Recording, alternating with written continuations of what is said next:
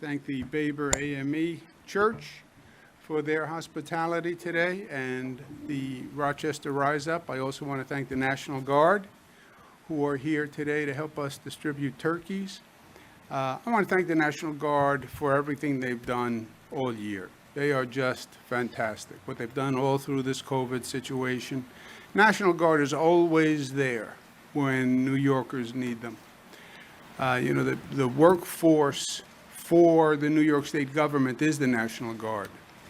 Whether it's a snowstorm or Storm Irene or Storm Lee or Superstorm Sandy, whatever it is, they are there. So let's give them thanks this Thanksgiving season. Today is day 270.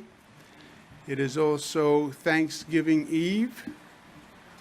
The state is distributing 50,000 turkeys statewide to people who are in need and less fortunate, because there are many New Yorkers who are struggling on top of COVID and on top of what's happened with the economy and on top of the fact that the federal government still hasn't approved financial subsidies for families who are struggling. So we're doing everything that we can.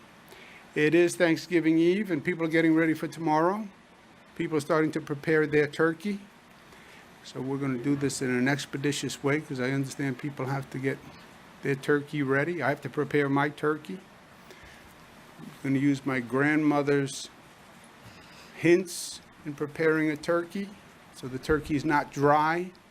She believed in the aluminum foil tent theory. You know the aluminum foil tent theory?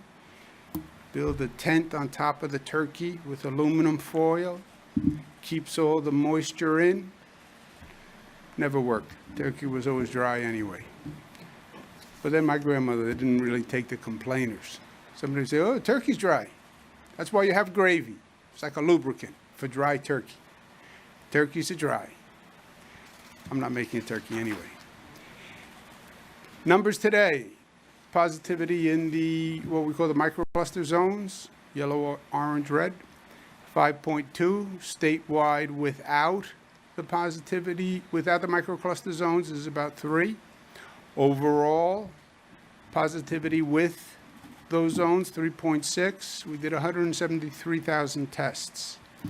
What does that mean? We do more tests than any state in the nation, more tests pro rata than any state in the nation. So we just have more data to make decisions on. And that's a welcome relief. You know, everybody has an opinion on COVID. We have facts that we deal with on COVID.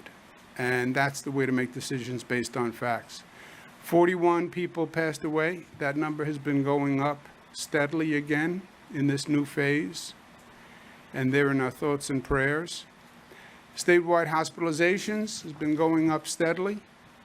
It's up 126, 2,900. Number of people in ICU beds, number of intubations up. We know what this means, right? The positivity rate goes up. That means you're going to see the hospitalization rate go up. That means you're going to see the intensive care unit number go up. That means you're going to see the intubation number go up. That means you're going to see the death rate number go up. That is the progression. People get COVID. They're home for a few days. They get worse. They go to the hospital. They go to the ICU. They're intubated. And they pass away. So we know what these numbers mean. We've been here. We've seen this movie. Why do healthcare officials say that we're now in a dangerous period with Thanksgiving? Because two things. One, the COVID rates are already increasing. You saw it increase today. You've been seeing it increase over the past few weeks. Now, we said the COVID rate would increase over the fall because that's what was diagnosed. All the experts said you get into the fall, what you're going to see is the weather gets colder, college students are going to be coming home, and college students will be coming home from other states. They'll be bringing the disease with them. There'll be fewer outdoor gatherings because it's cold, so people are going to be coming inside, and the COVID rate will be going up. They diagnosed that for the fall, and that is exactly what we're seeing. We have tremendous increases statewide here in Rochester, in Monroe County, that have been going up through the fall. We expected it, we knew it. We now have an added problem that we run into Thanksgiving. Thanksgiving will be an added accelerant. Why? People travel, more social activity. The more social activity, the more the infection rate goes up. We know that. What was the point of the close down? The point of the close down was reduce the social activity, reduce the spread. What's the inverse of the close down? Thanksgiving holiday. I'm going home to see my family. And that's exactly what has been happening.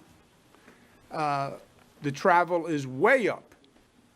The hospitals report, the airports are reporting travel that is way up.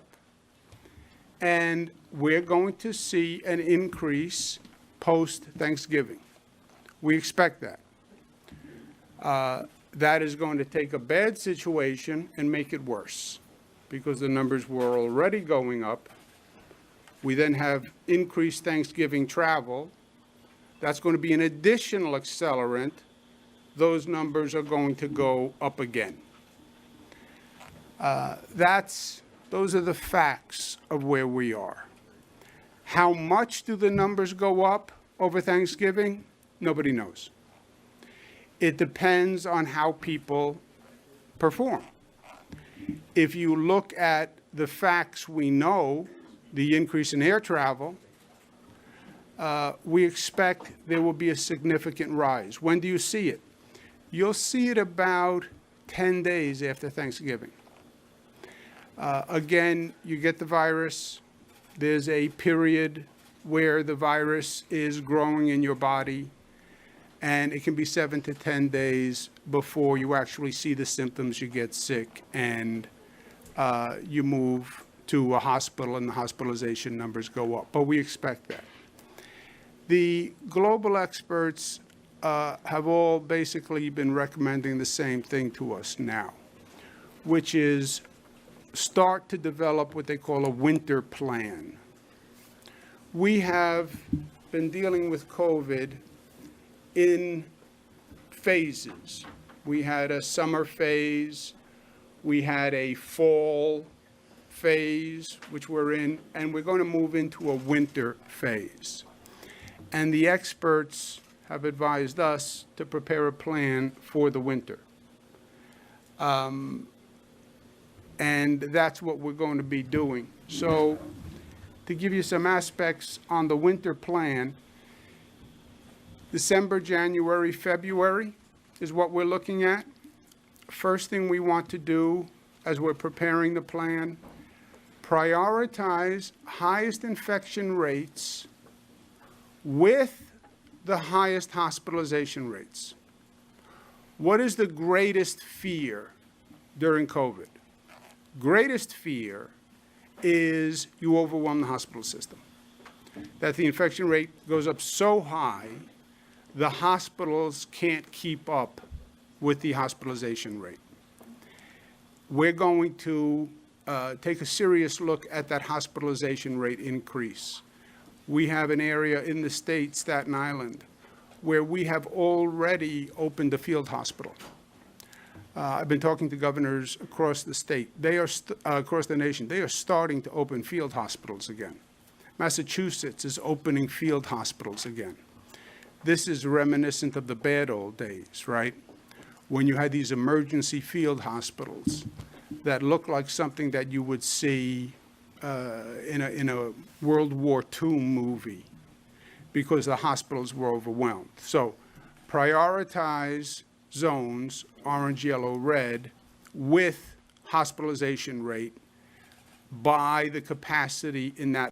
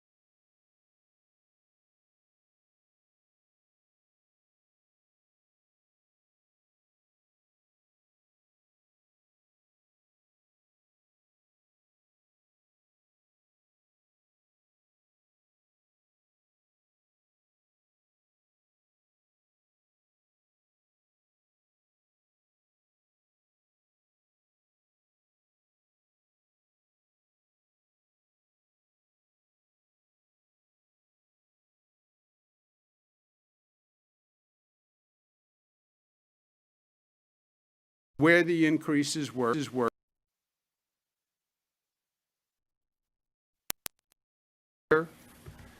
Yellow, orange, red zones, adding the hospitalization factor and the hospitalization rate, and coming up with a plan to keep schools open, especially K-8, where we can do it safely, and operationalizing a vaccine plan for the state. The vaccine plan is not going to happen tomorrow. A lot of people say, well, the COVID problem's over. We have a vaccine. Yes, we have a vaccine. But that doesn't mean the COVID problem is over. I will guarantee you it will be months and months before we distribute enough vaccine to actually solve the COVID problem. I've been speaking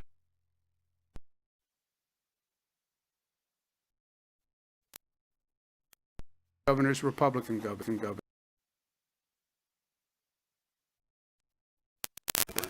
It's going to be very hard. This afternoon, I'm going to speak again Joe Biden COVID advisory team. And I'm going to be talking to them about just this, how hard it is for the states to administer the vaccine program and what states actually need to do. But I can tell you it's going to be much harder than anticipated. Think about this fact. 9 months, everyone across the country has been focused on one thing, doing COVID tests. Every hospital, every drugstore, every doctor's office, it's been an all hands on deck to administer COVID tests. A COVID test is relatively simple, right? Nasal swab to the nose, that's a COVID test. With everyone doing everything they can, in 9 months, the nation administered 180 million COVID tests, nationwide, 180. To do vaccinations, you have to do 330 million vaccinations. And you have to do them twice. Twice. If it took you 9 months to do 183 million COVID tests, how long is it going to take you to do 330 million vaccinations? You do the math. But it's not an easy process at all. The current vaccine plan that's on the table is going to have to be improved. First, the states are responsible for the distribution. The states are going to need funding. The states are broke. to use a technical term. Washington never approved the state and local funding. They estimate that the cost to the states to distribute a vaccine, National Guards people, trucks, vans, refrigeration, advertising, $8 billion. So far, the federal government has provided $200 million. Second, it's not like everyone's going to say, okay, here I am, give me the vaccine. Kaiser poll, which is a healthcare foundation, non-political, 62% of the people said they were skeptical about the vaccine because they thought that the approval was politicized. 62%. Now, we're going to set up a state panel that will affirm the federal approval to try to give people comfort. But just think about that number. 62% said they think the vaccine is politically approved. How many people are going to refuse to take the vaccine until you explain to them that it's actually safe? Third, and this is a real problem, there have been no provisions to fund the distribution to Black, brown, poor, and rural communities. No public education effort, no outreach effort, and no supplemental distribution effort.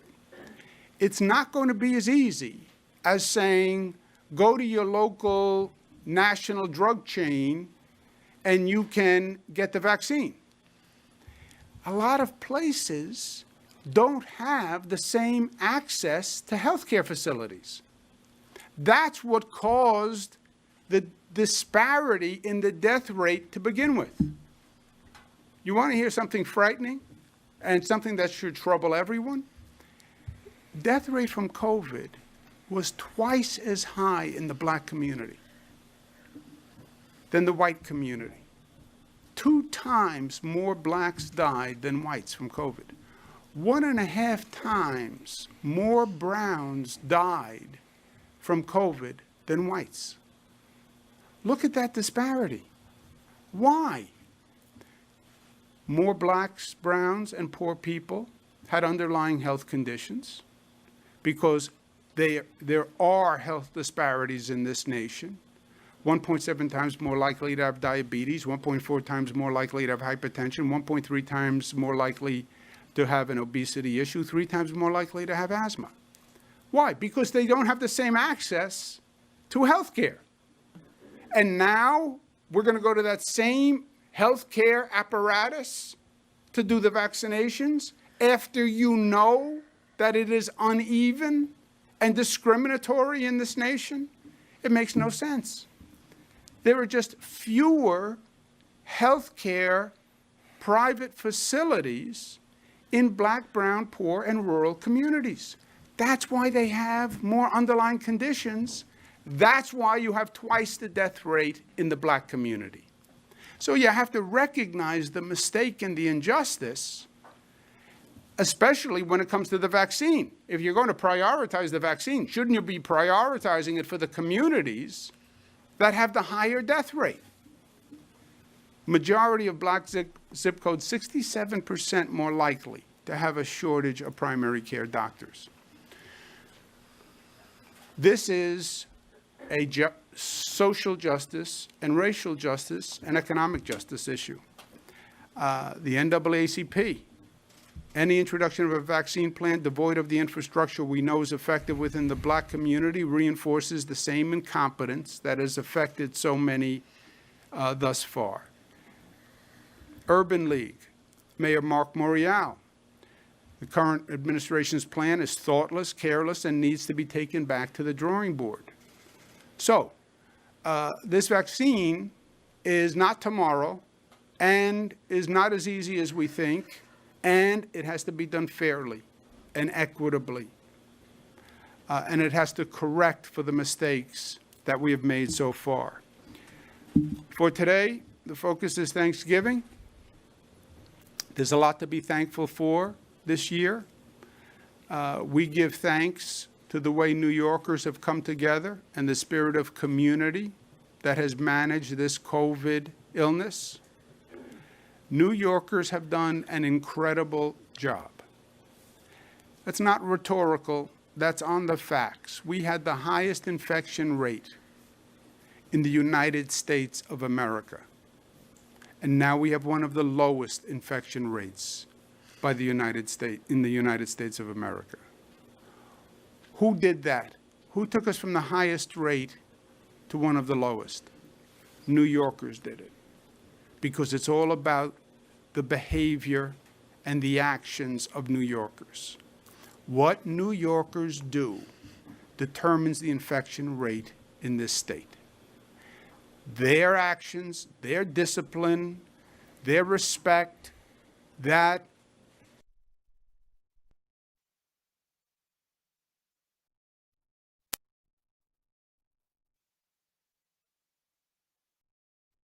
rate next week.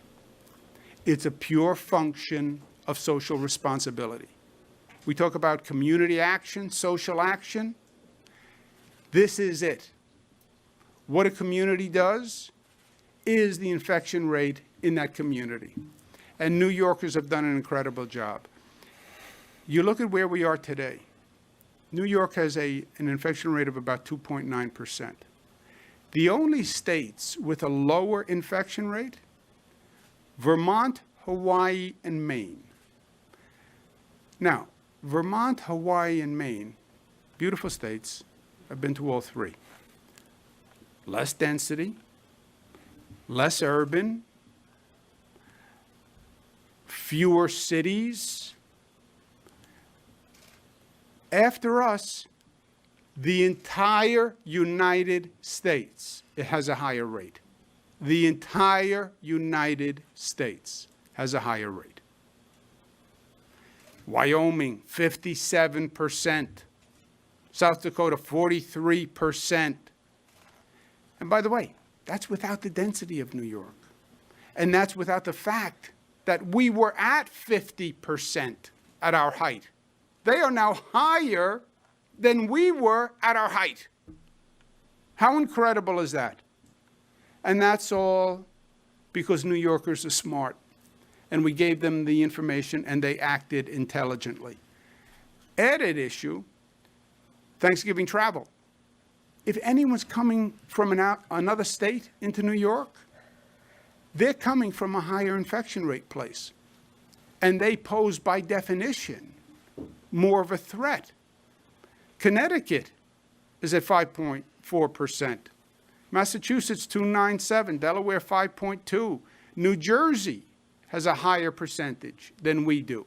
So all the surrounding states are higher than we are. But I give thanks for the intelligence and the action of New Yorkers. This Thanksgiving, though, we have to stay smart. We can't let our guard down. We have to work together to keep the infection rate down through the Thanksgiving holiday. And, well, I can be smart. I know what I have to look out for. Oh, really? 24%, according to the CDC, people who gave COVID to someone else never had symptoms. You don't have to have symptoms. It's not like you're going to walk into a person who's sneezing and coughing and is obviously sick. 24% never develops symptoms. 35% of the transmission is from pre-symptomatic, which means you had COVID, you had no symptoms. I'm going to be with my family's safe. My family would never infect me. They don't have to know. It's not that they have to be malicious or reckless. My brother would never do that to me. My sister would never do that to me. They don't have to know. They don't have a symptom. That's why this disease is so insidious. 35% never had a symptom, but yet they're going to spread the disease. You can't just assume because you have no symptoms that you're safe. That's why the advice here in New York, no more than 10 people. Celebrate, but celebrate with your household, meaning the people who you have had in your household. Not invite over Uncle John, Aunt Nancy, Aunt Marie, they're part of my household. No, your household is who you are currently living with. And this is not a political issue. Today, this nation is so divided, more divided than it's ever been. And it's so divided politically. Everything is a political division, every issue. This is now a political symbol. How did this become a political symbol? Well, if you're a Democrat, you wear this. If you're a Republican, you don't wear this. If you're a Democrat, you support this. If you're a Republican, you don't support this. This is about public health. I don't care about your politics. I really don't care about your politics. And you don't care about mine. I care about your health. I care about if we're overwhelming our hospital system. I care about how many people die. That's what I care about. Forget the politics. It's over. The election's over. And even through the political lens, CDC is Donald Trump's administration. Donald Trump's CDC says, celebrate only with your household. That's Donald Trump. Joe Biden's COVID advisors say the exact same thing. So even if you're in this political mindset, I can't trust the other side, I can't trust Democrats, I can't trust Republicans, they both agree on this issue. Celebrate only with your household. They both agree. So even in this hyper-political moment, this is the one thing both sides agree on. And by the way, can you name one other thing that Donald Trump and Joe Biden agree on? One other thing? I can't. They both agree on this advice. So this is not a political fight. It's the one thing everybody agrees on. And the one thing everybody agrees on is this is not a normal Thanksgiving. Well, on Thanksgiving, my Uncle Joe always comes over. Yeah, I understand that. This is not a normal Thanksgiving. It wasn't a normal Labor Day. It wasn't a normal Memorial Day. It's not a normal summer. It's not a normal anything. This is not a normal Thanksgiving. And to act like it's a normal Thanksgiving is to deny reality. Of every health expert in the nation, Democrat or Republican, well, I know better. Well, then you know better than every public health expert on both sides of the aisle in the United States of America. So I don't know what to tell you, but I think that this is not a normal Thanksgiving. I think it's a special Thanksgiving. And rather than the commercialized Thanksgiving, let's think about a spiritualized Thanksgiving. And let's think about what Thanksgiving really means as a matter of principle. We have a lot to be thankful for. I mentioned the National Guard. We have a lot to be thankful for the people who we lost during COVID. The essential workers who showed up to keep us safe, who left their homes so everyone else could stay in the safety of their home. The bus drivers who showed up, the doctors who showed up, the nurses who showed up, the utility workers who showed up, many of whom died so other people could stay home. Think of how many thousands of families are celebrating Thanksgiving without a loved one this year. There are tens of thousands of families celebrating without a loved one. People who gave their life during COVID to help others. That's something to be thankful for. And remember the less fortunate. Everyone has to do their part. That's why we have this very attractive and pithy fashion statement mask that I know you are all jealous of. I can see it on your face. Don't be a turkey. Wear a mask. You know, New Yorkers, we cut to the chase. We say it as it is. Don't be a turkey. Wear a mask this Thanksgiving. Be smart. Let's get past this. Let's get through the winter. Get the vaccination done. And then the end is in sight. But we're not there yet. They say run through the tape. We have to finish it. Get through Thanksgiving. Get through the holiday season. Get through the winter. Get vaccinated. And then we'll get on with life. Don't be a turkey. Questions? Governor, the health commissioner here in Monroe County has said that they have not contact traced a single case of COVID-19 back to a gym, a hair salon, or a barber shop. Yet today, as we go into the orange zone right here, those are the people most impacted by the new restrictions. I asked you about this on a phone call last week, and you pointed to national statistics. But I guess the understanding of the micro-cluster zones was to drill down locally into what's causing the spread. If that is not causing the spread, why are these people the most impacted? I don't know what the local health department, well, let me do it the other way. Where do they say this spread is coming from? What you said, living room spread, small group gatherings in private homes. Yeah. Well, every expert says the same thing. Every expert, every state, right? Democratic states, Republican states, big states, small states, Democratic experts, Republican experts. The highest rates of spread are gyms, restaurants, bars, gyms, home gatherings. The situation where you actually have the least control is home gatherings. CDC says only your household. How would you ever enforce that? I don't know. That's Donald Trump.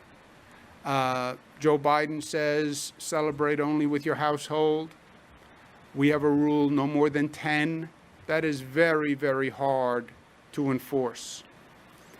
Bars, restaurants, gyms, you can enforce. Those are the four main spreaders. So what you do what you can with those four main spreaders. If that is true, what the Monroe Health Department says, that is a national anomaly. I can tell you that. Do you know, either of you guys know more than that? I don't know what the Monroe County Health Department said specifically, but remember the approach. It's about the high-risk activities, the low-risk activities. When you're in a beauty salon getting your nails done, if you're getting your hair cut, you, by definition, can't be socially distanced. You're indoors where the air circulation isn't as great. You're in closer proximity to one another. Same thing in gyms. Obviously, when people are working out, they're breathing much more heavily. People are on machines. Hopefully, they should be socially distanced if they are following the protocols, but it's not all instances you are. And the issue is you're trying to decrease the rate of spread. When you're seeing these, when you're hitting these percentages, there's a greater chance of community spread.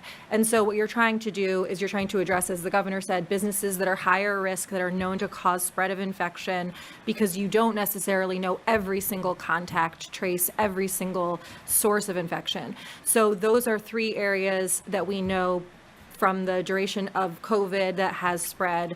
And so what you're trying to do is to stop the community spread and lower the chance that you're going to continue to cause spread. So you are closing businesses where there's a greater chance of spread by virtue of the closeness of the people that are working with one another, that are doing in-person services, or again, like in gyms where you're breathing more heavily, you're closer in contact with one another. Inside your restrictions, they follow the restrictions that you put in place for them to reopen, which would have alleviated some of what you're talking about. The restrictions are great, and we saw at moments through this for months and months and months that the restrictions have worked. But what you're seeing in these areas with these spikes is that there's a greater prevalence of community spread. And so when there's a greater prevalence of community spread, yes, these things are helpful, but they're not bulletproof. Governor, I want to ask you about Erie County. You said microcluster zones work, in Erie County, the positivity rate has started to level off, but it certainly hasn't gone down since the microcluster zone was put into place there. Is it working in Erie County in your eyes? What's happening? Well, a leveling off, when the line is going like this, and then the line changes and levels off, that is working. You're right, you'd love to see up, level, down, but level is working, right? Because that was an arrow headed straight up. So at what point do you indicated a couple days ago that Buffalo was very close to becoming red. We didn't get that announcement today, but what are you looking for? Well, we're watching the numbers. We're going to watch through this Thanksgiving season. This is where I think if we're going to get into trouble, you're going to see it a few days, 7 days after this Thanksgiving weekend. You'll start to feel the number. We're also going to be doing, we've been advised to do now a winter plan, which adds factors to the yellow, orange, red, primarily hospitalization rate. We have to prioritize hospital beds. We have to make sure we don't overwhelm hospitals and we don't go back into the emergency field hospitals. So we're going to watch the numbers over Thanksgiving. We're going to add in factors in the yellow, orange, red zones, primarily hospitalization rate, and prioritize those zones that are generating the highest hospitalization rate. And then we'll have announcements. The great fear is two things: overwhelm the hospital system and people die. Those are you want to get to the bottom line fears. Those are the fears. Overwhelm the hospital system, people die. Just going back to Monroe for a second. You had 75 people hospitalized November 4th. You went to 268. That's a 257% increase. It's one of the highest increases in the state of New York. What happened? And if they knew what was causing it, why didn't they stop it? Well, like you said, it'd be difficult to enforce the 10-person. So isn't the 257% increase all came from small gatherings? I'm just telling you, the health commissioner said that he has not contact traced one case back to a gym, Yeah. hair salon, or a barber. Well, then I would say to the health commissioner, you have a 257% increase. Obviously, you haven't figured out what's causing it, and if you have, you haven't stopped it. But if that continues, you will overwhelm the hospital system in a matter of weeks. I have another question regarding microclusters. So we have some businesses going into orange today. We've seen situations where there could be a business in orange on one side of the street, a business in yellow on the other side. And you said microclusters work. Some people are wondering, are they as effective upstate as they are downstate? And it's so easy to go between the zones. It's just as easy downstate. There's no difference. Downstate you also have across the street because you have to draw the line somewhere, right? And wherever you draw the line, there's always going to be somebody on the other side of the street. That is an unavoidable situation. I mean, just think about it. You're focusing and defining a zone. You have to draw a line around the street. And yeah, then there's always somebody on the other side of the street or one block away. That is an unavoidable consequence. I mean, in New York City, it's actually worse, right? Because in New York City, like literally it's drawn on a street and you're in an area where everyone's walking and it's even more dense. And I would add as well, we've seen in upstate, Broome County is a good example, and other places where zones have been implemented, and you've seen positivity, new cases per capita, daily hospital admissions reduced in a significant way. So this is both the restrictions, it's also a message to the community that you have a serious issue here in your community, and if action is not taken, the restrictions will get tighter because we have to, as the governor said, it's about the hospital system, it's about saving lives, and if we don't take this action now, we know what's coming ahead. We know what the projections show is coming ahead. Is there a concern though for people going to Orange just go across the street? Of course, yeah, sure, they will. But the main point of the microcluster zone is this. Number one, the variance on the infection rate statewide is incredible. You can take one, even downstate, Manhattan, in Manhattan, at one area, you have some neighborhoods that are at 0.6. You have some neighborhoods in Manhattan 5 times the infection rate. 2 miles away. The way your community acts makes a difference.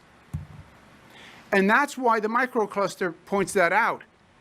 You on 152 Main Street, you have a 4% infection rate. This is not in the abstract. Monroe County, the city of Rochester. 152 Main Street, you have a problem. I live on 152 Main Street. Yeah, I know. It's your house is in that zone. Oh, I better be careful. I better be careful when I go to the store. I better be careful when I get on the bus. Yeah, you better be. So it brings it to a focus where people actually get it, and then you can improve it in your community. Once that attention goes up, you mean it's my neighborhood? Yeah, your neighborhood. Not her neighborhood, your neighborhood. That focus, that attention, because it's just your behavior. Okay, now you got my attention. I'm going to be more careful. And I think that's one of the reasons why you see it coming down, because it's just a sense of awareness. If you wear this thing, if you're careful, the number comes down. And that's what the microcluster does. It says, your house, your block. And I think not only does it affect your behavior, you talk to your household, you talk to your children, you talk to your neighbor, you hear that we have 4 times the rate. No, I didn't hear. You go to your grocery store, you say to your grocer, you're supposed to be keeping people apart. You go to the cleaners, you say, you're supposed to be keeping people apart. And we've seen zones, once they're aware it's them, because, people here in Monroe County, that's everybody else. That's not me. That's not my neighborhood. No, it's your neighborhood. And once people are aware of that, it changes their behavior. Also, we don't want to slow any businesses. We don't want to slow any hair salons. So if you know that it's one neighborhood, but it's not a neighborhood half a mile away, then don't restrict the businesses half a mile away. Only restrict the businesses in that area, which is better and smarter and fairer. Why didn't we do this before? Because remember, before it was the entire region. Because we have more data now. Before, we didn't have that kind of data. It was Buffalo, Rochester, Western New York was just, one region. We have done think about this, we've now done almost as many COVID tests as there are people in the state of New York. That's how many tests we've done. So we have a map with every COVID positive test. And you can look at that map and you can see right where they are. So what we say is when you see an intense cluster, that's a microcluster zone. And put a circle, not really a circle, whatever the shape of that cluster is, that's a zone. Don't affect the people half a mile away because they're fine. But tell those people in that area, you're not fine. Beware. Your neighbor may be infected. The kids your kids are playing with may be infected. And once they hear that, and they get that message, and they change their behavior, we've seen them drop. Not always, but sometimes. More cluster zones will lead to more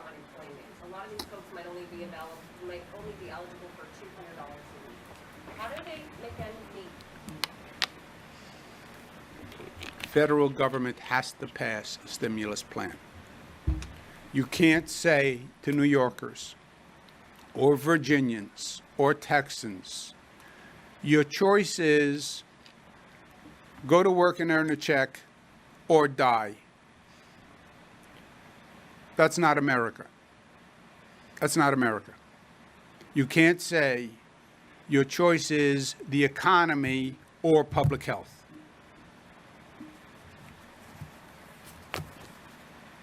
Governor, can you clarify your comments recently that Western New York hasn't felt the full wrath of COVID? That offended a lot of people who have lost loved ones, have lost their jobs. Can you respond to those people? My point was a simple and inarguable one. On the numbers, Western New York has not been hit as hard as downstate New York was. That is a fact. It's just a fact.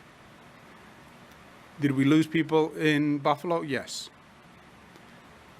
Did we lose as many people in Buffalo as a matter of percentage as we've lost in New York City? No.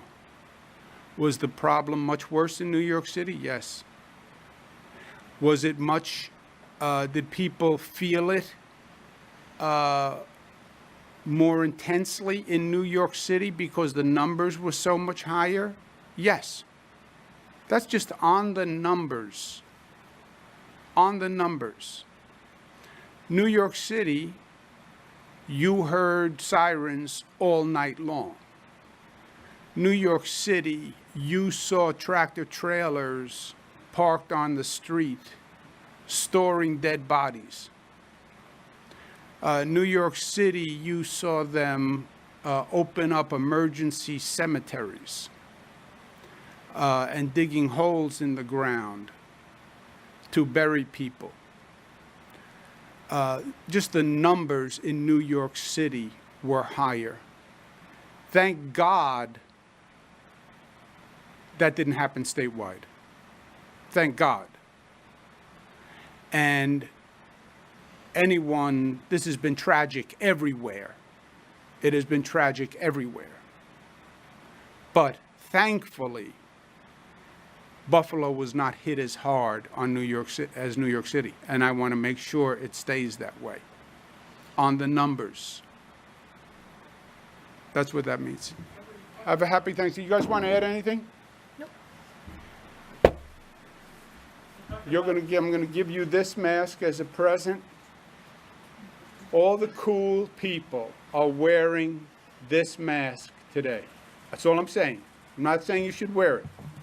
I'm just saying, all the cool people are wearing, see? I'm not. Put on your cool turkey mask. I like See? my mask. Come better. on, there it is. Let's take a picture with the cool mask. Cool kid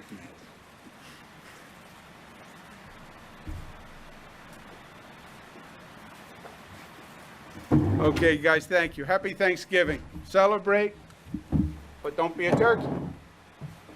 Governor, if I could just get a yes or no, would you consider... I never do yes or no. You know that. You can get into this as much as you want. Would you consider loosening testing restrictions on schools in orange and red zones? I know County Executive Director Colin Garza said your office considers that. We have to figure out how, part of what I was talking about in the winter plan, vaccination, hospitalization rate, et cetera. We want to keep schools K through 8. Junior high is different, high is different. We want to keep schools K through 8 open, and we want to do that safely, which means we need to do it with a continuous testing regimen, or if they're closed, get them clean, get them reopened. We have to have enough tests to do that. So that's going to be a correlation of our testing capacity to our need. Obviously, the more tests you can do, the better. The more tests, the safer. If you could test every student in the state every day, that would be the optimum, right? but you can't. You just don't have enough tests. So we have to correlate our testing capacity with the desire to keep schools open safely. And if we have to make that adjustment, we'll make that adjustment.